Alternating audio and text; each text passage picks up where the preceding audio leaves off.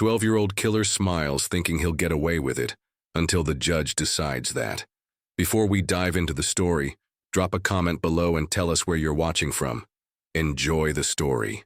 The Pine Creek County Courthouse had never seen a crowd like this, not in its 78 years of settling. Disputes in this quiet corner of Colorado? The morning sun slanted through tall windows, casting long rectangles of light across the polished wooden floor. Outside, a crowd of reporters jostled for position on the courthouse steps, their satellite vans creating a metal forest in the parking lot. Inside Courtroom 3, every seat was taken. The air felt heavy, charged with something more than just curiosity. Judge Warren, a man who had presided over this court for nearly 2 decades, straightened his glasses and surveyed the room. His eyes lingered momentarily on the defendant's table. Seated, there was Ethan Reynolds, 12 years old, small for his age, dark hair that fell across his forehead, pale skin that suggested more hours spent indoors than out. But it was his eyes that drew attention, intelligent, observant, revealing nothing. "All rise," called the bailiff, his voice echoing. Through the suddenly silent room, the jury filed in, 12 residents of Pine Creek who would decide the fate of a child accused of murder, a teacher's murder. Eleanor Matthews, beloved science teacher, found dead in her home 3 months ago. "You may be seated," Judge Warren said, his voice grave. "We're here today on the case of the state of Colorado versus Ethan Reynolds." Sarah Reynolds, Ethan's mother, sat directly behind her son. Her hands trembled slightly as she clutched her purse. Beside her sat Patricia Winters, Ethan's defense attorney, composed, professional, but with a tightness around her eyes that betrayed her concern. Across the aisle, Marcus Donovan, the district attorney, arranged his papers with practiced precision. At 45, he had prosecuted hundreds of cases, but never one quite like this. Never a 12-year-old defendant. Never such national attention. "The charge," Judge Warren continued, "is first-degree murder." A murmur rippled through the courtroom. The camera from the local news station whirred quietly in the corner, capturing every moment. In living rooms across America, viewers leaned forward in their chairs, their coffee growing cold. "Forgotten. Mr. Donovan, you may proceed with your opening statement," Judge Warren said. Donovan stood, buttoning his jacket as he approached the jury. He was tall, imposing, with the confident stride of someone used to commanding attention. "Ladies and gentlemen of the jury," he began, his voice resonating through the room. "This case is about trust betrayed and innocence lost.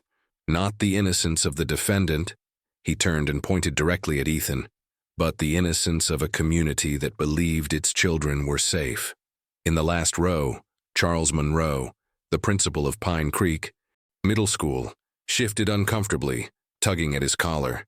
His eyes darted between Ethan and the prosecutor. "Eleanor Matthews was more than just a science teacher," Donovan continued. "She was a pillar of this community for 15 years. She dedicated her life to her students. And one of those students," another pointed look at Ethan, "took her life in return." Sarah Reynolds let out a small, barely audible sound of distress. Ethan didn't turn around. "The evidence will show that Ethan Reynolds visited Ms. Matthews at her home on the day she died. The evidence will show that his fingerprints were on the cup containing the poison that killed her. The evidence will show a calculated act carried out by a mind far more developed than his years would suggest." Patricia Winters scribbled notes furiously, her face a mask of professional detachment, but her knuckles were white. Around her pen, "You may find it difficult to believe that a child could commit such an act," Donovan said, his voice softening. "We all want to believe in the innocence of children, but sometimes that belief is misplaced." As Donovan returned to his seat, Judge Warren turned to the defense table. "Ms. Winters, your opening statement?" Patricia stood, straightening her blazer. As she moved toward the jury, Ethan finally showed a reaction. He looked up at her, and then, inexplicably, he smiled. It wasn't the nervous smile of a child. It wasn't a smile of relief at having someone defend him. It was something else entirely, composed, almost confident. A smile that didn't belong on a 12-year-old's face. a smile that sent a chill through the courtroom. And in that moment, as cameras captured the expression and beamed it into millions of homes, everyone watching had the same thought. What kind of child smiles at his own murder trial? 3 months earlier, Pine Creek was everything you'd expect from a small Colorado mountain town. Main Street's locally owned shops still outnumbered chain stores. People greeted each other by name. Children rode bikes unsupervised, and doors were often left unlocked. It was the kind of place where tragedy felt like an uninvited guest from another world. Eleanor Matthews' morning routine rarely varied. She arrived at Pine Creek Middle School by 7:15 a.m., arranged handouts on student desks, and wrote the day's agenda on the whiteboard in her neat, deliberate handwriting. By the time the first students arrived, she would be at her desk, grading papers or reviewing lesson plans, a cup of herbal tea steaming beside her. She was the kind of teacher who remembered your birthday and your science fair project from 3 years ago, recalled Madison Turner, one of her 8th grade students. She just noticed things about people. That particular Tuesday in early October began like any other. The aspens were turning gold against the mountains, and the morning air carried the first real bite of autumn. Eleanor wore a navy cardigan over a floral blouse, an outfit dozens of witnesses would later describe in excruciating detail to detectives. It was also the day that Ethan Reynolds first walked into her classroom. New students weren't common in Pine Creek, explained Principal Charles Monroe, adjusting his tie as he spoke to reporters weeks later. Especially mid-semester. We pride ourselves on making them feel welcome. Ethan and his mother, Sarah, had arrived in town the previous weekend. They rented a small 2-bedroom house on Spruce Lane, 6 blocks from the school. Sarah had taken a job as an office manager at the local medical clinic. No father was mentioned during the enrollment process. She seemed tired, Monroe recalled of Sarah Reynolds, but very concerned about her son's education. She brought his records personally and emphasized his aptitude for science. Those records showed that Ethan had attended 3 different schools in the past 2 years. They also showed consistently high test scores, particularly in science and mathematics, alongside teacher comments that painted a complex picture. Exceptional critical thinking appeared alongside difficulty connecting with peers and reluctant to participate in group activities. Eleanor Matthews was the first to notice something unusual about the quiet new student seated in the back row of her 4th period science class. She mentioned him during lunch that day, said Rebecca Taylor, the English teacher who had been Eleanor's closest friend. She said he corrected her about some obscure science fact, politely but with absolute certainty. She wasn't offended, she was intrigued. Within days, Eleanor had taken a special interest in Ethan's education. She offered him additional reading materials and suggested he join the science club. When he declined the latter, citing a preference for individual projects, she proposed meeting after school occasionally to discuss advanced topics. I thought it was normal Eleanor behavior, Rebecca told investigators. She always went the extra mile for students with potential. What nobody knew then was that Eleanor had begun keeping notes about these interactions in a small leather journal she kept in her desk drawer, notes that would later become crucial evidence. Meanwhile, the other students' initial curiosity about Ethan quickly gave way to indifference, and in some cases, subtle avoidance. He wasn't bullied, Madison Turner clarified. He just didn't fit in. He seemed older somehow, like he was just observing us instead of trying to be one of us. By his 2nd week at Pine Creek Middle School, Ethan had established a solitary routine. He arrived early, spoke only when called upon in class, ate lunch alone, and left promptly at dismissal time, except on Thursdays when he stayed after school for what Eleanor had begun calling their advanced discussions. It was during one of these Thursday sessions, 3 weeks after Ethan's arrival, that something shifted between teacher and student, something that Eleanor found concerning enough to document in her journal that evening. There's something behind his eyes that I can't quite place, she wrote. Today he told me an elaborate story about his father being a research scientist working overseas. Sarah already told me his father isn't in the picture. When I gently questioned him, he didn't get defensive or embarrassed about being caught in a lie. He just smiled and changed the subject. I'm not sure what to make of it. The next morning, Eleanor found a small, perfectly wrapped gift box on her desk. Inside was a geode, purple amethyst crystals nestled in rough stone. There was no card, no note. When she asked her class if anyone knew where it came from, no one answered. But Ethan smiled, that same smile that would later chill a courtroom. That weekend, Eleanor made a phone call to the school district's child psychologist, Dr. Laura Bennett. She wanted to discuss a student. Dr. Bennett later testified. We arranged to meet on Monday afternoon. Eleanor Matthews wouldn't live to keep that appointment. Eleanor Matthews's concern about Ethan Reynolds grew gradually, like a shadow lengthening across her classroom. Their Thursday sessions continued through October, each one adding another layer to the complex picture forming in her mind.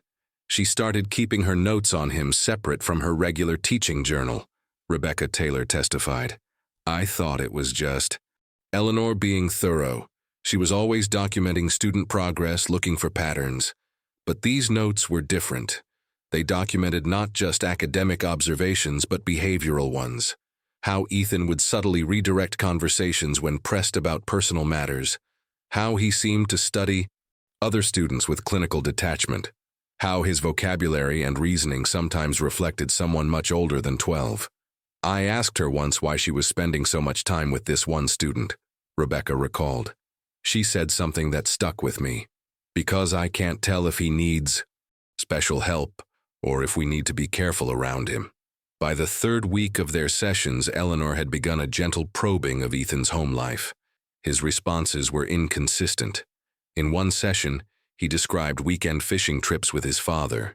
In another, elaborate science experiments they conducted together. All fabrications, as his father had been absent since Ethan was 7. During a staff meeting in late October, Eleanor cautiously raised the subject of Ethan's academic placement. She suggested he might benefit from specialized attention, said Thomas Wilson, the school COO custodian who was changing light bulbs in the conference room during the meeting. But Principal Monroe shut her down pretty quick. We don't have resources for that kind of individualized program, Monroe had responded, his tone clipped. And we need to be careful about giving certain students preferential treatment. After the meeting, Wilson noticed Monroe lingering, watching Eleanor gather her materials. There was something odd about how he looked at her, Wilson later told detectives. Not angry exactly, but concerned. Like she was a problem he needed to solve. The following Thursday, Eleanor decided to directly confront Ethan about the inconsistencies in his stories. They were alone in her classroom, the afternoon sun casting long shadows across the lab tables. I know your father isn't living with you, Ethan, she said gently, according to the detailed notes she wrote. That evening, your mother mentioned he hasn't been around for years. For a brief moment, Ethan's carefully composed expression faltered. Something raw and vulnerable flashed across his face. My dad used to say that smart people control the narrative, he finally replied, his voice suddenly smaller, more childlike. He said if you don't like your story, you should write a better one. When Eleanor pressed further, asking if his father had put pressure on him to be perfect, Ethan's demeanor changed again. The vulnerability vanished, replaced by that now familiar smile.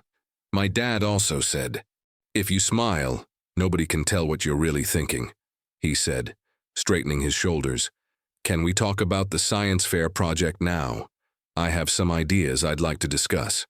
Eleanor allowed the subject change but made extensive notes that evening. She also sent an email to Dr. Bennett, the district psychologist, requesting an earlier appointment. I have concerns that can't wait until Monday, she wrote. The next morning, Eleanor arrived at school earlier than usual. Security footage later showed her entering the building at 6:47 a.m., nearly 30 minutes before her normal arrival. Time. When she reached her classroom, she found another gift on her desk. This time it was a small, antique-looking glass bottle filled with iridescent blue liquid. Again, no note. Footage from the hallway cameras showed no one entering her classroom before her arrival. She brought it to the faculty lounge to show me, Rebecca Taylor said, her voice breaking during her testimony. She was puzzled but also a little unnerved. She asked me, "How did this get on my desk when the room was locked?" What Eleanor didn't know was that Thomas Wilson had given Ethan a brief tour of the building's maintenance areas the previous week, after finding the boy examining the fire escape map with unusual interest. He asked intelligent questions about the building systems, Wilson explained. It seemed like genuine curiosity. I showed him the maintenance corridors, explained how the heating worked. Nothing sensitive. What Wilson didn't mention in his initial statement, but later admitted under oath, was that those maintenance corridors provided access to classrooms through ventilation panels, access that bypassed locked doors.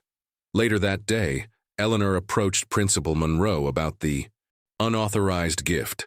She seemed concerned about boundaries, Monroe told investigators. I assured her we'd look into it, suggested it was probably just a student with a crush leaving anonymous gifts. Security footage showed their conversation lasted less than 2 minutes. It also showed Monroe watching Eleanor walk away, then immediately taking out his phone and making a call. That afternoon, Eleanor did something unprecedented. She canceled her scheduled session with Ethan, leaving him a brief note saying she had an appointment she couldn't reschedule. Instead, she went home early and spent 3 hours on her computer. Her browser history, later recovered by forensic technicians, showed searches related to school financial records, district policy on psychological evaluation of minors, and mandatory reporting requirements for teachers. At 9:17 p.m., she sent an email to the district superintendent requesting an urgent meeting the following Monday regarding financial and ethical concerns at Pine Creek Middle School. At 10:04 p.m., she sent a text message to Rebecca Taylor. I think I've stumbled onto something much bigger than my concerns about Ethan. Can we talk? Tomorrow? I need a second pair of eyes on this. Rebecca was already asleep and wouldn't see the message until morning. By then, Eleanor Matthews would be dead. Sunday mornings in Pine Creek were typically quiet. Most businesses remained closed until noon, and the streets were empty save for people heading to church or the occasional jogger enjoying the crisp mountain air. Frank Cooper had lived next door to Eleanor Matthews for nearly 8 years. A retired postal worker in his 60s, he had developed a neighborly routine with the teacher. She would collect his mail when he visited his daughter in Denver, and he would water her houseplants when she traveled to science conferences. We weren't close friends, Cooper explained to detectives, just good neighbors. We looked out for each other. That Sunday, Cooper noticed Eleanor's newspaper still on her front walkway at 10:30 a.m. Unusual, as she typically retrieved it by 7:30, even on weekends. I thought maybe she'd slept in, he said, but then I realized her bedroom curtains were still drawn, and her car was in the driveway. Eleanor was an early riser always. Cooper knocked on her front door. When there was no answer, he called her cell phone. He could hear it ringing inside the house. That's when I got worried, he testified. It just wasn't like her. Using the spare key Eleanor had given him for emergencies, Cooper entered her home at 10:47 a.m. The house was silent except for the soft hum of the refrigerator. Nothing seemed disturbed in the living room, he recalled. It was tidy, as always, but then I noticed her laptop was open on the dining table with papers spread around it. Eleanor was very organized. She wouldn't leave things out like that overnight. Cooper called out again, moving cautiously through the house. When he reached the kitchen, he discovered why Eleanor Matthews would never again collect her morning newspaper. She was on the floor, Cooper's voice faltered as he testified, just lying there, like she'd collapsed. I thought maybe she'd had a heart attack or something. I called 911 right away, tried to feel for a pulse like the dispatcher told me to. But I knew. I think I already knew she was gone. Paramedics arrived at 11:02 a.m.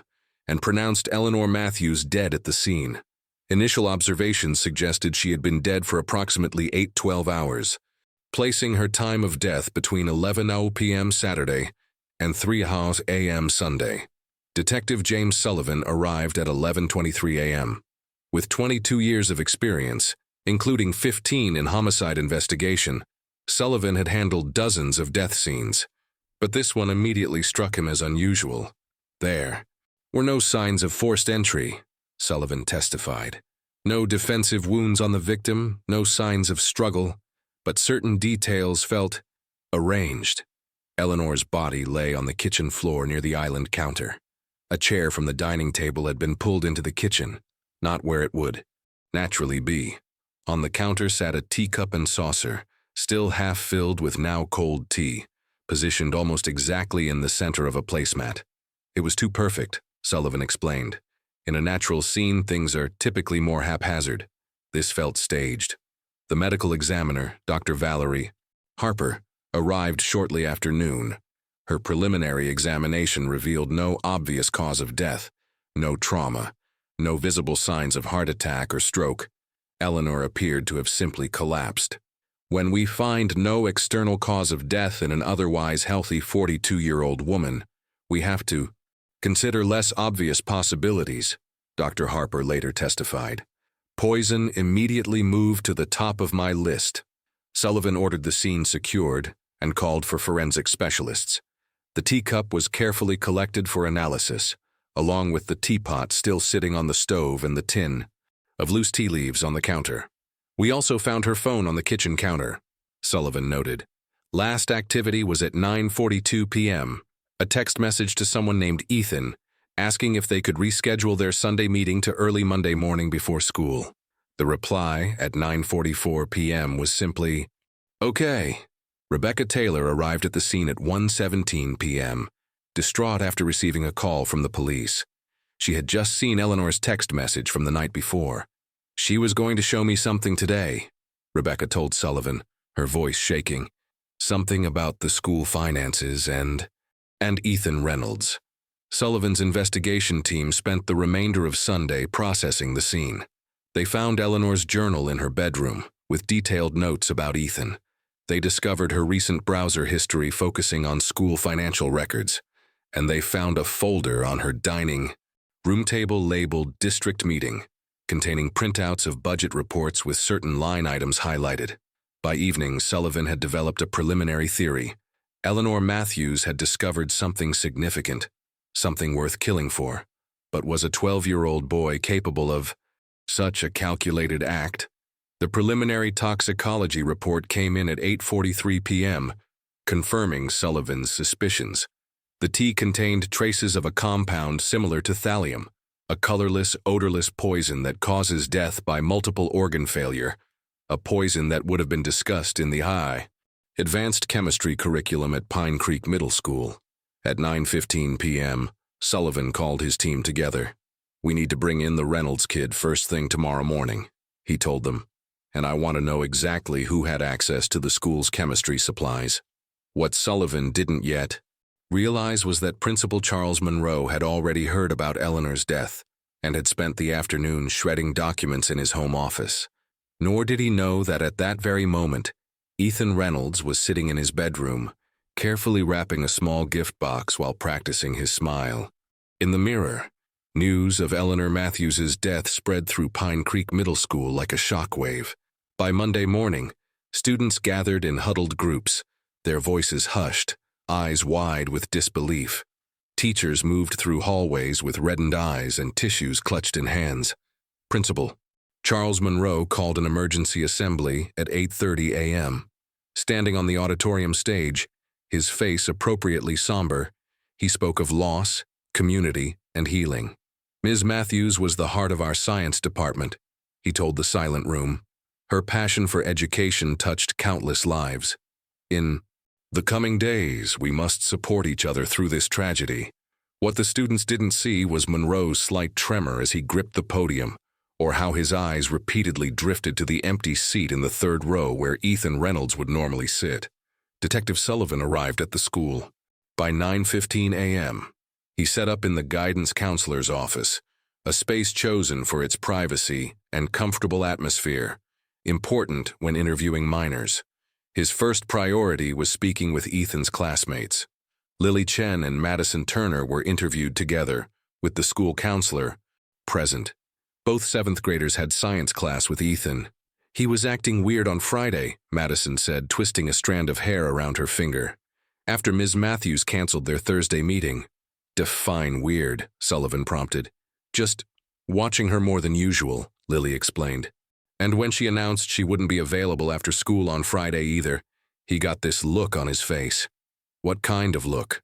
The girls exchanged glances. Like he was, I don't know, calculating something, Madison finally said. Not upset exactly, more like he was solving a problem. Other students reported similar observations, but with conflicting details. Some described Ethan as unusually quiet that Friday. Others recalled him being more talkative than normal. One student thought he'd seen Ethan near the science lab during lunch period, but couldn't be certain.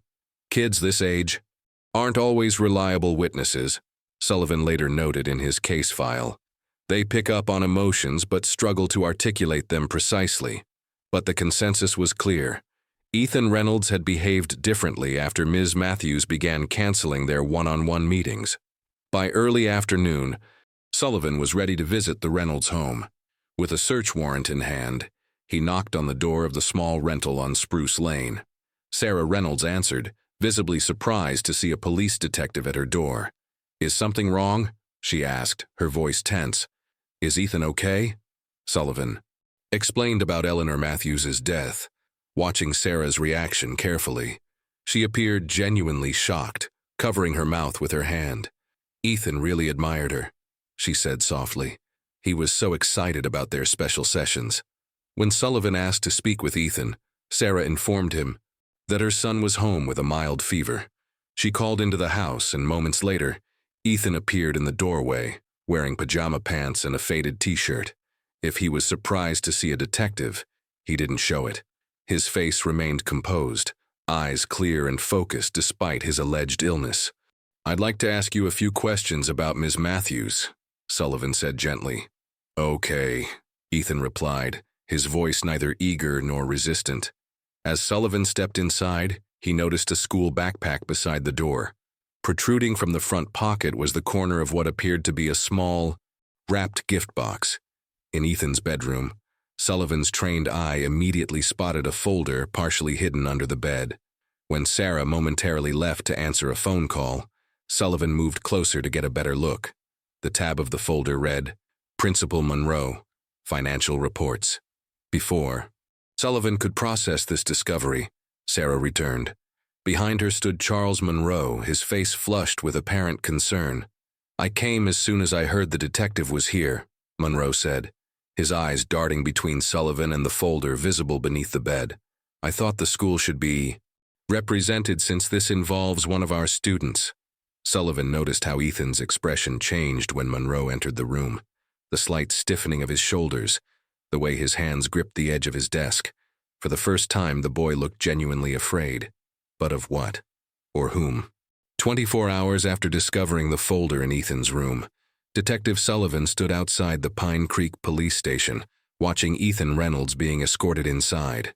The boy's wrists were bound with zip ties rather than metal handcuffs, a concession to his age that did little to soften the harsh reality of the situation. Sarah Reynolds followed close behind, her face a mask of panic and disbelief.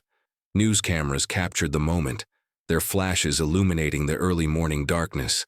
By nightfall, those images would appear on screens across the country. A 12-year-old suspect in a murder investigation, his expression unnervingly calm amid the chaos. Inside the station, Patricia Winters was waiting. At 42, she had built her reputation defending difficult cases in Denver before relocating to Pine Creek 3 years earlier, for what she had hoped would be a quieter practice. "When they called me about representing Ethan, my first instinct was to refuse," Patricia later admitted. "I'd never defended a child accused of murder. But something about the case, the rushed nature of the arrest, the media circus already forming, it didn't feel right." The interview room was sparse. A table, 3 chairs, and a video camera mounted in the corner. Patricia sat beside Ethan while Sullivan and another detective faced them across the table. Sarah was permitted to observe from behind a glass partition but not to participate. "Ethan," Sullivan began gently, "we found your fingerprints on the teacup at Ms. Matthews' house." The boy showed no reaction. "I had tea with her before. She invited me over on Saturday morning to discuss my science project. Why didn't you mention this yesterday?" "You didn't ask," Ethan replied simply. You asked about Friday at school. Patricia watched her young client carefully. His literal interpretation of questions, his composed demeanor, these weren't necessarily signs of guilt, but they were unusual for a child his age, particularly a child facing such serious accusations. Sullivan presented the evidence. Methodically, Ethan's fingerprints on the teacup containing traces of poison, his access to the school science lab, the string of gifts that had made Eleanor increasingly uncomfortable, the canceled meetings that might have given Ethan a motive for resentment. Where were you Saturday night between, 9 p.m. and midnight? Sullivan asked. Home, in my room. Can anyone verify that? My mom. She checked on me around 10. When Sullivan mentioned the folder found under Ethan's bed, the one containing financial reports with Principal Monroe's name, the boy's composure faltered slightly. A small muscle twitched near his eye. Ms. Matthews gave me that, he said quietly. Last week she said it was important to keep it safe. Why would she give financial reports to a student? Sullivan pressed. For the first time, Ethan looked uncertain. His eyes darted briefly toward the door. I don't know, he finally said.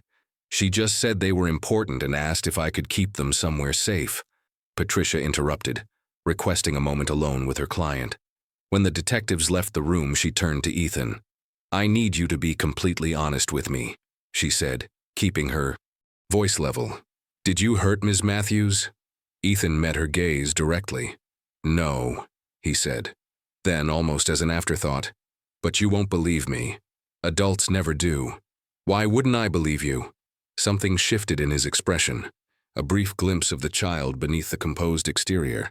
Because I'm different, and different means dangerous. Before Patricia could respond, Sullivan returned with an evidence bag containing a small, wrapped gift box, the one from Ethan's backpack. Can you explain this? He asked, placing it on the table. Ethan stared at the box, then back at Sullivan. It was for Ms. Matthews, for Monday morning, to say sorry for whatever I did to make her cancel our meetings. When Sullivan carefully opened the package, Patricia felt a chill run down her spine. Inside was a small antique key on a silver chain. What does this key open, Ethan? Sullivan asked. Nothing, the boy replied. It's just old and interesting. I found it at a yard sale. But Patricia noticed how his fingers tapped nervously against his leg, a gesture at odds with his calm voice. She had defended enough clients to recognize when someone was hiding something. As the interview continued, a commotion erupted in the station's lobby. Through the glass partition, Patricia could see Charles Monroe arguing with the desk sergeant, demanding to know the status of the investigation. And in that moment, she caught something unexpected. Ethan watching Monroe with an expression she couldn't quite decipher. It wasn't fear exactly. It was recognition, as if seeing a worthy opponent across a chessboard. By evening, formal charges had been filed against Ethan Reynolds. As Patricia drove home that night, her mind racing with doubts and questions, her phone rang. The caller ID showed a number she didn't recognize. Ms. Winters? A woman's voice said when she answered. This is Rebecca Taylor, Eleanor Matthews' friend. There's something you need to know about Principal Monroe and those financial reports. The arrest of Ethan Reynolds transformed Pine Creek overnight. News. Vans lined Main Street. Reporters with microphones stood in front of the middle school, the courthouse, and the police station, delivering breathless updates to a national audience suddenly captivated by the case. Child killer or innocent pawn, screamed one tabloid headline. The boy with the deadly smile, proclaimed another, featuring a still image from Ethan's perp walk, his expression unnaturally composed for a child his age. Vanessa Clark, a correspondent for the cable news program American Justice, arrived on Tuesday morning. With her perfectly coiffed blonde hair and reputation for aggressive reporting, she quickly established herself as the dominant media presence. Sources close to the investigation tell us that young Ethan Reynolds showed no remorse when confronted with evidence, she reported, standing in front of the courthouse. Psychological experts suggest this could indicate sociopathic tendencies that sometimes manifest even in children this young. These broadcasts played continuously in the Pine Creek Diner, where locals gathered to exchange theories and digest the horror that had descended upon their community. The case was dividing the town, those who couldn't imagine a child capable of murder, versus those who whispered about bad seeds and children born without souls. Sarah Reynolds experienced the media onslaught most directly. Photographers camped outside her house. Her phone rang constantly with calls from journalists offering money for exclusive interviews. When she ventured out for groceries, other shoppers either avoided her completely or stared with naked curiosity.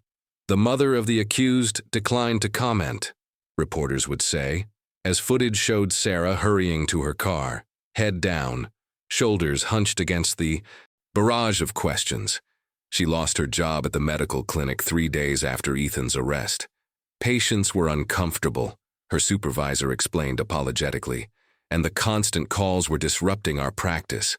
Meanwhile, Patricia Winters was working frantically to build a defense. Her meeting with Rebecca Taylor had yielded critical information about Eleanor Matthews' concerns regarding school finances. Eleanor had discovered discrepancies in the budget, large sums allocated for educational resources that never materialized in classrooms. She was gathering evidence, Rebecca had explained, her voice shaking.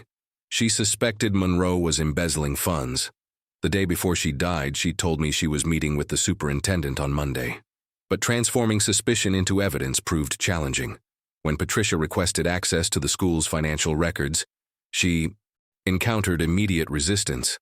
Monroe claimed certain documents were misplaced during the upheaval following Ms. Matthews' tragic death. The school board, embarrassed by the negative publicity, seemed more interested in damage control than transparency. Patricia's attempts to interview students about Ethan's relationship with Eleanor were similarly stonewalled. Parents, fearful of involving their children in a murder case, refused consent. Teachers, wary of job security, gave vague, non-committal answers. "It feels like the entire system is closing ranks," Patricia confided to her investigator. Not necessarily to protect Ethan, but to protect themselves. The preliminary hearing was scheduled for the following Monday. Patricia had just 5 days to find something, anything, that might counter the seemingly damning physical evidence against her young client. On Thursday afternoon, she visited Ethan at the Juvenile Detention Center. The stark fluorescent lighting emphasized the dark circles under his eyes, the only visible sign that the situation was affecting him. "They've been showing my picture on TV," he said matter-of-factly. "The other kids here saw it. Now, they won't talk to me. I'm doing everything I can to get you out of here," Patricia assured him. Ethan studied her face carefully. "You still don't know if I did it or not, do you?" Before she could answer, he continued, "Ms. Matthews used to say that proof matters more than belief. That's why science is important." He leaned forward slightly. "If you want proof I didn't hurt her, you need to find out who had access to the maintenance corridors that weekend." "The maintenance corridors?" "There's a way into every classroom and office through the ventilation system. The janitor showed me. Once. That's how someone could leave gifts on Ms. Matthews' desk even when her door was locked." As Patricia was processing this information, a guard approached. "Time's up," he announced. "And Ms. Winters, there's someone waiting for you in the lobby. Says she has information about the case." In the lobby stood a thin woman with nervous eyes, clutching a manila envelope to her chest. "My name is Janet Monroe," she said quietly, "Charles Monroe's wife, and I think my husband might be involved in your teacher's death." Janet Monroe's hands trembled as she placed the manila envelope on the table in Patricia's office. Outside, rain tapped against the windows, lending the moment a somber soundtrack. "Charles has changed these past few months," she explained, her voice barely above a whisper. "Late nights, secret phone calls. When I ask questions, he gets defensive, angry even." Patricia kept her expression neutral despite her racing thoughts. "Mrs. Monroe, these are serious implications. What makes you think your husband is connected to Eleanor Matthews' death?" Janet opened the envelope and removed several documents, photocopies of bank statements and what appeared to be handwritten notes. The night Ms. Matthews died, Charles left the house around 8:30, said he had to return to school for something urgent. He didn't come home until after midnight. His clothes were damp, like he'd been caught in the rain. She paused, swallowing hard. He put them directly into the washing machine. Charles never does laundry. Patricia examined the bank statements carefully. They showed regular deposits into a private account, deposits that aligned with dates of school budget disbursements. I found these in his desk last week, Janet continued, after that reporter mentioned financial irregularities at the school. I didn't want to believe it, but why come forward now? Janet's eyes filled with tears.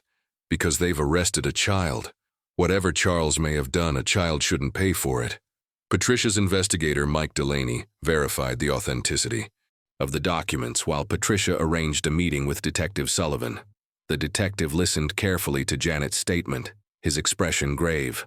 This is compelling, but circumstantial, he noted. We still have physical evidence placing Ethan at the scene with the murder weapon. But what if he was being set up? Patricia argued. What if Monroe planted that evidence knowing we'd focus on the child rather than looking at him? Sullivan agreed to re-examine the maintenance corridors Ethan had mentioned and to subpoena Monroe's complete financial records, but he remained skeptical about shifting the investigation's focus entirely. The financial motive is solid, he acknowledged, but why would Matthews give those financial documents to Ethan of all people? That part doesn't add up. The answer came unexpectedly the next morning. Thomas Wilson, the school custodian, contacted Patricia after seeing news reports about potential financial misconduct. Ethan and Ms. Matthews had a hidden drop system, he explained. I saw them using it once. There's an old radiator cover in her classroom with a loose panel, perfect for passing notes or small items without anyone noticing. Wilson's revelation added credibility to Ethan's claim that he was holding the financial documents for Eleanor, but it also raised new questions about the nature of their relationship. Meanwhile, Sarah Reynolds faced her own crisis. With no income and mounting legal bills, she was forced to consider selling their few valuables. As she sorted through Ethan's belongings, searching for anything worth pawning, she discovered a shoebox hidden in his closet. Inside were dozens of small, carefully labeled specimen bottles containing various substances, leaves, powders, crystals, a child's chemistry collection, but among them was one bottle marked simply tea, containing a fine white powder. Panicked, she brought it to Patricia, who immediately sent it for analysis. The results were devastating. The powder was chemically similar to the poison found in Eleanor's teacup. This destroys our case, Patricia told Mike Delaney. Even with Monroe's financial motive, a jury will see this as definitive proof that Ethan had both means and opportunity. The preliminary hearing was just 2 days away. Patricia needed to decide whether to pursue the Monroe angle despite the mounting evidence against Ethan, or to shift toward a defense based on diminished capacity due to Ethan's age. That evening, as Patricia reviewed her case notes, she received a text message from an unknown number. Check the school security footage from the Saturday before Matthews died. Focus on Monroe's office, 3:04 p.m. You'll find what you need. When she tried to reply, the message bounced back. The number no longer existed. At the same moment, in his cell at the Juvenile Detention Center, Ethan sat perfectly still on his bed, staring at the wall. When a guard passed by on his rounds, he noticed something odd. The boy was smiling that unnerving smile again, but this time, silent tears were streaming down his face. The Pine Creek Courthouse basement housed the county's digital archives, a cramped room filled with humming servers and the perpetual chill of aggressive air conditioning. Patricia Winters sat, hunched before a monitor, the blue light illuminating her exhausted features as she scanned through hours of security footage. The anonymous tip had been specific. Saturday, 3 to 4 p.m., Monroe's office. But the school's security system was rudimentary at best, with cameras covering only main entrances, hallways and common areas, not individual offices. This is useless, Patricia muttered, rubbing her eyes. She had been there since 5 a.m., the preliminary hearing just hours away. Mike Delaney placed a coffee beside her. Any luck with the school board's request to access Monroe's computer? Denied, Patricia sighed. They're circling the wagons, protecting their reputation at all costs. As she reached for the coffee, her elbow knocked over a folder. Papers scattered across the floor, statements from school staff, interview transcripts, building schematics that Thomas Wilson had provided showing the maintenance corridors. While gathering the papers, something caught her eye. A notation on the building schematic showing the camera positions. One hallway camera had a partial view into Monroe's office when his door was open. "Look at this," she told Mike, suddenly alert. "Camera 12, West Hallway. It's angled toward the administrative offices." They redirected their search to that camera's footage. At 3:17 p.m. on that Saturday, the edge of Monroe's office became visible as a janitor propped the door open to vacuum. For a brief moment, Monroe could be seen at his desk, speaking animatedly to someone just out of frame. The angle was poor, showing only Monroe's profile and the shoulder of whoever sat across from him. "Can you enhance this?" Patricia asked. Mike adjusted the resolution and zoomed in. The shoulder became more distinct, small, wearing what appeared to be a dark blue hoodie. "That could be Ethan," Mike observed. "He wears hoodies like that." "Or it could be anyone," Patricia countered. "We need more than a shoulder." They continued watching. At 3:42 p.m., the visitor stood to leave. For exactly 3 frames, less than a second of footage, a partial face came into view. "Stop!" Patricia exclaimed. "Go back, frame by frame." It wasn't Ethan. It was a woman with short, dark hair. "Rebecca Taylor," Patricia breathed. "Eleanor's friend." The discovery led them to Rebecca's apartment, where they found the English teacher packing suitcases into her. "I'm taking a personal leave," Rebecca explained defensively. "After everything that's happened." "We saw you," Patricia interrupted. "On the security footage, with Monroe, the Saturday before Eleanor died." Rebecca's composure crumbled. She sat heavily on her front steps, hands shaking. "I never meant for any of this to happen," she whispered. The story emerged in fragments. Rebecca had been having an affair with Monroe for months. Eleanor had discovered it accidentally while helping Rebecca grade papers, finding intimate texts on Rebecca's unlocked phone. Eleanor was furious. Rebecca explained, not just about the affair, but because Charles was married. She said it was unethical, that she couldn't trust either of us anymore. Then Eleanor discovered the financial discrepancies. She threatened to report both issues to the school board, Rebecca continued. The affair and the missing funds. She gave me until Monday to come clean or she would do it for me. Rebecca's voice broke. "I met with Charles that Saturday to warn him. He said he would handle it, talk to her, make her understand that going public would hurt everyone." "Did you know what he was planning?" Patricia demanded. "No, I thought he meant he would offer her money or threaten her career somehow. I never imagined—" Rebecca covered her face. "When I heard she was dead, I knew. Deep down, I knew he'd done something terrible." "Why didn't you come forward?" Rebecca looked up, her eyes hollow. "Because I was a coward. Because I'd rather let a child take the blame than admit my part in it." Patricia checked her watch. 2 hours until the hearing. "You need to tell this to Detective Sullivan. Right now." As they drove to the police station, Patricia's phone rang. It was Sarah Reynolds, her voice tight with panic. "They've taken Ethan from juvenile detention," she said. "They won't tell me where he is." Patricia's blood ran cold. "Who took him?" "2 officers I've never seen before. They had paperwork, but wouldn't let me read it. And Patricia, Principal Monroe was with them. This can't be legal," Patricia said, her knuckles white on the steering wheel as she made a sharp U-turn toward the juvenile detention center. She had abandoned Rebecca with Mike at the police station, trusting him to ensure the woman gave her statement to Sullivan. The juvenile facility's security desk was manned by a young officer Patricia didn't recognize. His expression shifted from boredom to wariness as she approached, credentials already extended. "I need to know who authorized the transfer of Ethan Reynolds," she demanded, "and I need to see that paperwork now."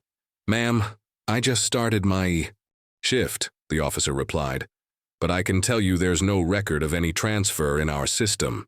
Patricia's phone buzzed with a text from Detective Sullivan. "Just heard about Monroe, not our officers. Meet me at school ASAP." The middle school was eerily silent as Patricia pulled into the empty parking lot. Sullivan's unmarked car was already there, along with a patrol vehicle. The detective stood by the main entrance, radio in hand. "Monroe called in sick today," Sullivan explained grimly. "His wife says he left early this morning, mentioned something about finishing this once and for all. She's been trying to reach him, but his phone's off." "He has Ethan," Patricia said, "but why bring him here?" Sullivan's face darkened. "The maintenance corridors. If Monroe's trying to cover his tracks." They entered the school with weapons drawn, the silence broken only by the distant hum of the air conditioning system. The hallways were deserted, classroom doors locked for the summer break. Sullivan led the way to the maintenance entrance, a nondescript door near the gymnasium. It was unlocked. "Monroe doesn't have access keys to this area," Sullivan muttered. "Wilson does." As if summoned by his name, Thomas Wilson appeared at the far end of the narrow corridor, his face ashen.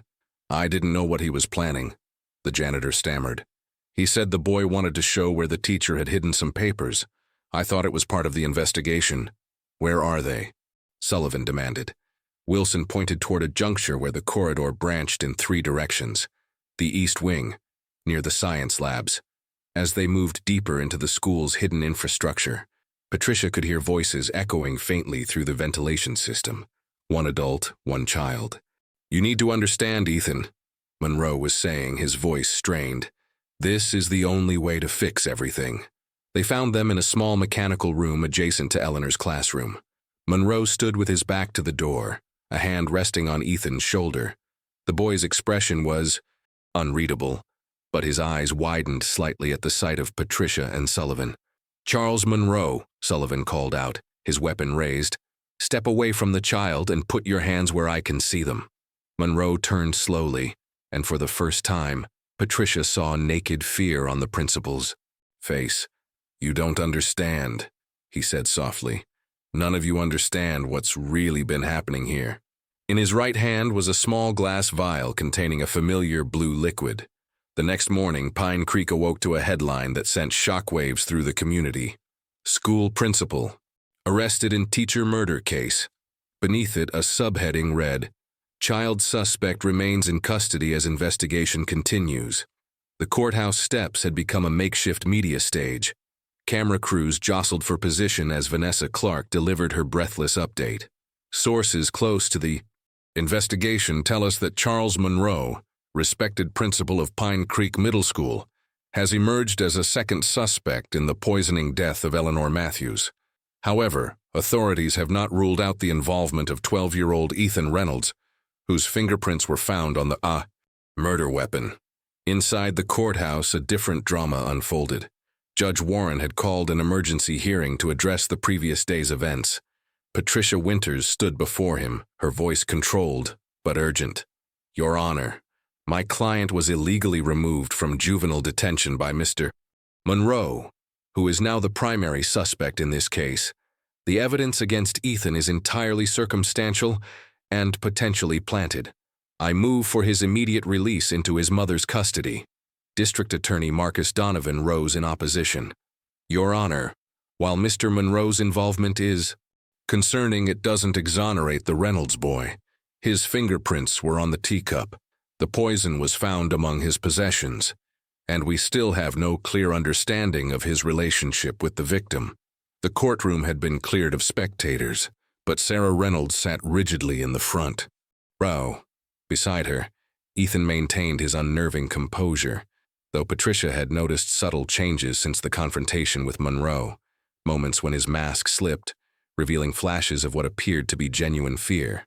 Judge Warren removed his glasses, rubbing the bridge of his nose. "This case has become a circus, and I won't have a child's future determined in the court of public opinion. Mr. Reynolds will remain in custody, but I'm ordering a psychological evaluation before we proceed further." As the bailiff led Ethan away, he looked back at his mother.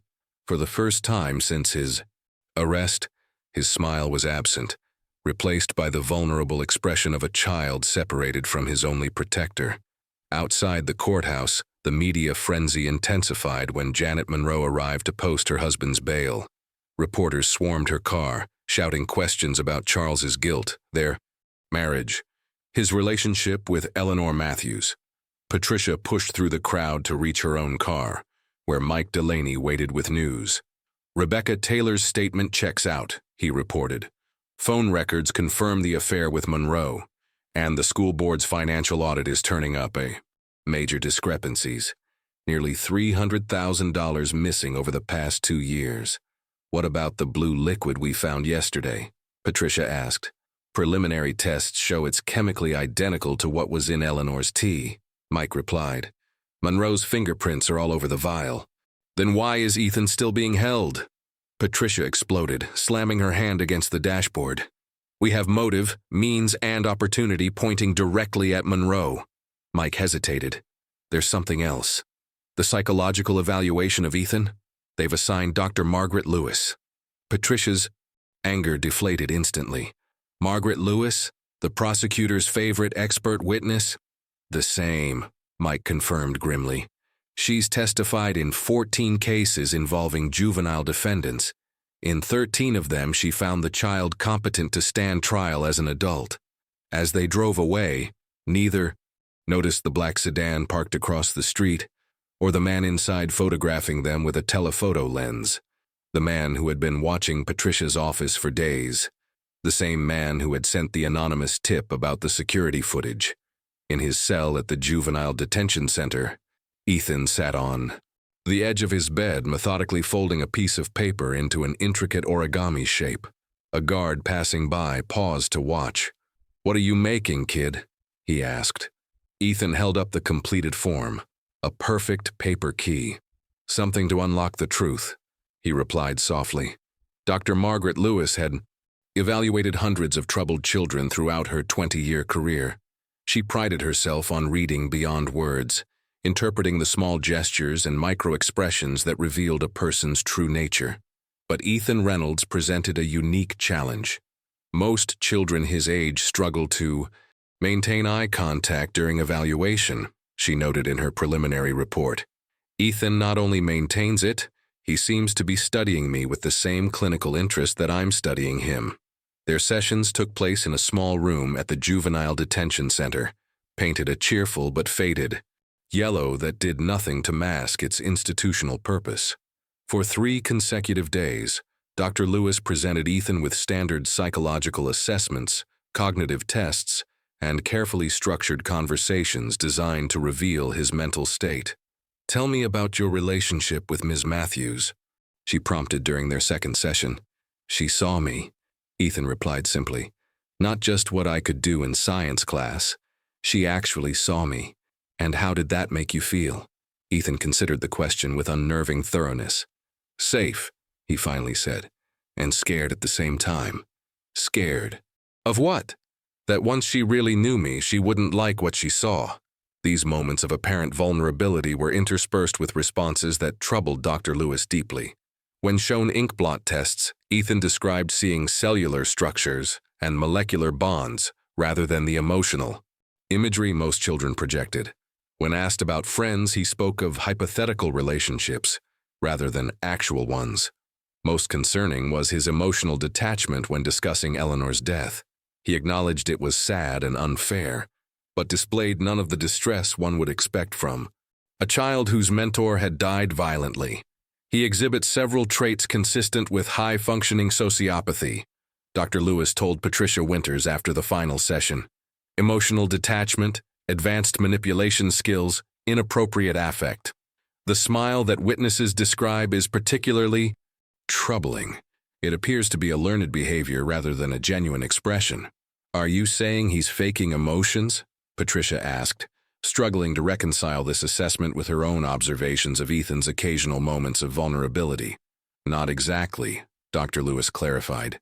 "He understands intellectually that certain situations call for certain emotional responses. He's learned to mimic those responses convincingly, but they don't connect to genuine internal feelings." What about his father's advice? "Smile, and no one will know you're afraid." Dr. Lewis's expression softened slightly. "That's the most interesting aspect. Ethan experienced significant emotional trauma from his father's abandonment. His detachment could be a protective mechanism rather than inherent sociopathy, but distinguishing between the two would require months of intensive therapy, not the 3 days I've been given. Her official report, submitted to Judge Warren that afternoon, presented a complex picture: a child of exceptional intelligence, emotionally stunted by trauma, capable of calculation beyond his years, but not necessarily beyond empathy. While I cannot definitively state whether Ethan Reynolds committed the crime he's accused of, the report concluded, I can state with professional certainty that he understands the nature of his actions and their consequences. If he did poison Eleanor Matthews, it was not due to diminished capacity or inability to distinguish right from wrong. As Patricia left Dr. Lewis's office, her phone buzzed with a text message from Mike. Found something in Monroe's bank records, meeting in 20 minutes. She was so focused on the message that she nearly collided with Charles Monroe himself, who was being escorted to another part of the courthouse by his attorney. Their eyes met briefly. Monroe's lips curved in a thin smile that sent a chill through Patricia, a smile eerily similar to Ethan's. You're backing the wrong horse, counselor, he said softly as they passed. That boy isn't what you think he is. Before Patricia could respond, Monroe leaned closer and whispered something that stopped her heart. Ask him about the key, the real one.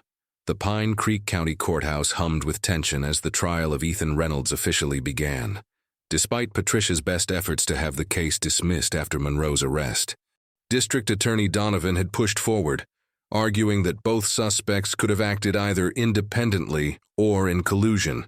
The national media had dubbed it the poisoned classroom case, with round-the-clock coverage dissecting every detail. Sketch artists captured Ethan's calm demeanor as he sat beside Patricia, appearing impossibly small in the oversized chair. Ladies and gentlemen of the jury, Donovan began his opening statement. This case may seem extraordinary because of the defendant's age, but the evidence will show that Ethan Reynolds committed murder with a calculation and precision that many adults could not manage. Patricia observed the jury's reactions carefully. Their faces reflected the internal struggle this case provoked, the instinct to protect a child at war with the disturbing evidence Donovan was methodically outlining. The defense will try to convince you that Principal Monroe is solely responsible, Donovan continued. But ask yourselves, why would Ethan's fingerprints be on the poisoned teacup? Why was the poison found in his possession? Why did he lie repeatedly about his whereabouts? When Patricia's turn came, she approached the jury with measured confidence. The prosecution has laid out an impressive chain of evidence, she acknowledged. But that chain was forged by Charles Monroe, a man desperate to cover up his embezzlement and affair. A man who knew that Eleanor Matthews was about to expose him. A man who cynically exploited a 12-year-old boy's unusual demeanor to create the perfect scapegoat. As witnesses took the stand over the following days, the case grew increasingly complex. The forensic evidence clearly implicated Ethan, while the financial paper trail and testimony from Rebecca Taylor pointed to Monroe's motive. On the trial's fourth day, Sarah Reynolds took the stand. Under Donovan's aggressive questioning, she admitted that Ethan had left home briefly on the night of Eleanor's death. He said he needed to deliver a project to a friend, she testified, her voice breaking. He was gone maybe 20 minutes.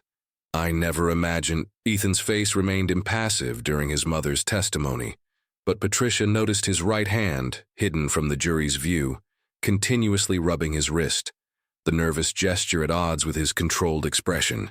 The day's final witness was Thomas Wilson, the school custodian. He described showing Ethan the maintenance corridors, including the access panel to Eleanor's classroom. Did you also show him how to access Ms. Matthews's home? Donovan asked pointedly. No, sir, Wilson replied, confused. Why would I do that? Because the method of entry at her home matches exactly the maintenance access panels at the school, Donovan said triumphantly, producing crime scene photos that showed striking similarities. As court adjourned, Patricia turned to find Ethan watching her intently. I need to tell you something, he said quietly. About the key. Patricia sat across from Ethan in the courthouse's small consultation room, trying to process what he had just revealed. "You're saying you saw Principal Monroe leaving Ms. Matthews' house that night?" She clarified, her pen hovering over her notepad. Ethan nodded, his composure finally cracking. "I went to deliver my science project. It was important. She was going to help me enter it in the state competition." "Why didn't you tell anyone this before?" His eyes dropped to the table. "Because he saw me too, when he was coming out the back way. He looked different, scared. He said if I ever told anyone, he'd make sure no one believed me, that everyone already thought I was strange, and it would be easy to convince them I was dangerous too.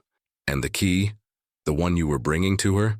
It was for her file cabinet at school. She gave me copies of the financial documents to hide, but said the originals were locked in her classroom. She wanted me to bring the key back so she could get more evidence before the meeting with the superintendent." Patricia leaned forward. "Ethan, I need to know. Did you go inside her house that night?" "Just to the kitchen door. I knocked, but she didn't answer. The door was unlocked, so I went in to leave the key and my project. That's when I saw the teacup on the counter and touched it. I thought she might be in another room, but then I heard a car outside and got scared. When I looked out the window, I saw Mr. Monroe driving away." "Why the poison in your collection? The one your mother found?" For the first time, Ethan's eyes filled with tears. "It wasn't poison. It was a salt compound I was crystallizing for my project. The real poison was in the blue liquid, the gift that kept appearing on Ms. Matthews' desk, the one Mr. Monroe planted to frame me." As Ethan spoke, Detective Sullivan opened the door, his expression urgent. "We just got the final lab reports," he announced. The substance in Ethan's collection wasn't thallium. It was ordinary potassium alum, a common compound used in science experiments. Harmless. Patricia felt a surge of hope. "What about Monroe's finances?" "We found transfers to an offshore account starting exactly when the school's financial discrepancies began. And his car's GPS history shows him at Matthews' house that night, just as Ethan claimed." For the first time in weeks, Patricia allowed herself to believe they might win. As they prepared to return to court, Ethan paused at the door. "There's one more thing," he said softly. "Ms. Matthews knew something was wrong with me. Not dangerous wrong, just different. She was helping me understand why I don't feel things like other kids do, why I have to." "Practice smiling in the mirror." His voice dropped to a whisper. "She was the only one who didn't think I needed to be fixed." The courtroom fell silent as Patricia called her surprise witness, Janet Monroe. Charles Monroe's face drained of color as his wife approached the stand, clutching a small digital recorder. "Mrs. Monroe," Patricia began, "can you tell the court what's on that recording?" Janet's voice trembled but held firm. "It's a conversation between my husband and Rebecca Taylor from the night after Eleanor Matthews died. He confesses to poisoning Eleanor and framing Ethan." As the recording played, capturing Monroe's voice describing how he'd planted evidence in Ethan's room, replaced his harmless experiment with actual poison, and manipulated the crime scene, the jury's expressions shifted from shock to disgust. Monroe lunged to his feet. "She's lying. That boy is manipulating all of you with his innocent act." As guards restrained Monroe, Ethan finally met his gaze directly, not with his practiced smile, but with the unwavering stare of someone who had finally been seen for who he truly was. The verdict took less than 4 hours. "We, the jury, find the defendant, Ethan Reynolds, not guilty of murder." A collective exhale seemed to sweep through the courtroom. Sarah Reynolds collapsed into sobs, while Patricia squeezed Ethan's shoulder gently. His expression remained difficult to read, neither elated nor relieved, simply processing. The second part of the verdict followed. "We find the defendant guilty of obstruction of justice for failing to immediately report what he witnessed." Judge Warren's sentencing was lenient. 6 months in a juvenile rehabilitation center with mandatory counseling, followed by probation until age 18. "This court recognizes that you were placed in an impossible situation by an adult who abused his position of trust," Judge Warren told Ethan. "But withholding information in a murder investigation, regardless of the circumstances, has serious consequences. As Ethan was led from the courtroom, the media spectacle outside reached fever pitch. Vanessa Clark, who had built her coverage around Ethan's guilt, was already pivoting to a redemption narrative.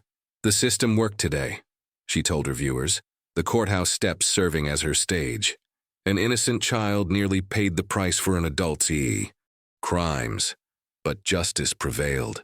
What the cameras didn't capture was the private moment between Patricia and Ethan before he left for the rehabilitation center. "I'm sorry I couldn't get all the charges dismissed," she told him. Ethan shook his head. "Dr. Lewis was right about me. I do need help. Understanding feelings, how to have them properly." He hesitated. "My dad always said being different made me special, but Miss Matthews said being different just meant I had to work harder to connect with people." She was right, Patricia said gently. "I know," Ethan replied. And for the first time, his smile seemed genuine, uncertain and a bit awkward, but real. "That's why I didn't tell anyone what I saw that night. I was trying to feel what I should feel, trying to protect someone." "Monroe?" "No, my mom. If they knew I was there, they'd blame her for letting me out at night. She's all I have left." 6 months later, Patricia visited the rehabilitation center. Ethan had made remarkable progress under Dr. Lewis's care. She had taken a special interest in his case, recognizing that his emotional detachment stemmed not from inherent sociopathy, but from a complex combination of trauma and neurodivergence. Charles Monroe had pled guilty to Eleanor's murder and the embezzlement charges, receiving a sentence of life without parole. Rebecca Taylor resigned from teaching and left Pine Creek, her reputation in tatters. And Vanessa Clark won an Emmy for her coverage of the case, though she declined it publicly, acknowledging her role in rushing to judgment. As for Pine Creek itself, the town remained divided. Some still viewed Ethan with suspicion, unable to shake the initial impression of the boy with the unnerving smile. Others felt guilty for having been so quick to condemn a child. On her final visit before Ethan's release, Patricia brought a small gift, the antique key he had intended to deliver to Eleanor that fateful night. "They released it from evidence," she explained. "I thought you might want it." Ethan turned the key over in his hands thoughtfully. "Ms. Matthews once told me that truth is like a door. Sometimes you need the right key to unlock it, but you have to be prepared for what you might find on the other side." As Patricia drove home that evening, she reflected on all that had happened. A teacher who saw beneath the surface, a principal who killed to protect his secrets, a child who didn't fit the expected mold, and a community that had been too quick to believe the worst. The case files would eventually be sealed, the media would move on to the next sensational story, and most would forget the details of what had happened in Pine Creek. But the fundamental questions would remain, haunting anyone who looked closely enough. How much of what we perceive as evil is simply difference misunderstood? How easily are we manipulated by those who know which buttons to push? And how often do we mistake a mask for a monster? In the soft light of his room at the rehabilitation center, Ethan Reynolds practiced his expressions in the mirror, not to hide his feelings anymore, but to understand them. Not smiling to conceal fear, but learning to connect his outside to his inside. He had lied. He had hidden the truth. He had smiled when others would have cried, but he had not killed.